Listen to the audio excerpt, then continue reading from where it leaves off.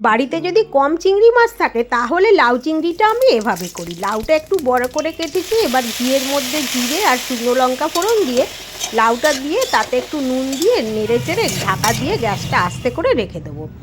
এখন চিংড়ি নিয়েছি, তাতে রসুন আর কাঁচা লঙ্কা দিয়ে আমি পেস্ট করে নেব।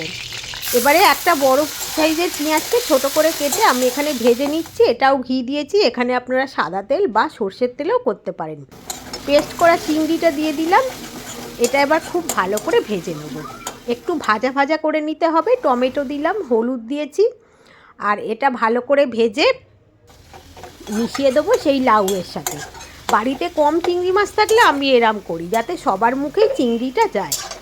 তো এখন এবার হলুদ দিয়ে দিলাম লাউতে, আর এই যে চিংড়ির যে পেস্টটা এটা দিয়ে দিয়ে ভালো করে মিশিয়ে নেব।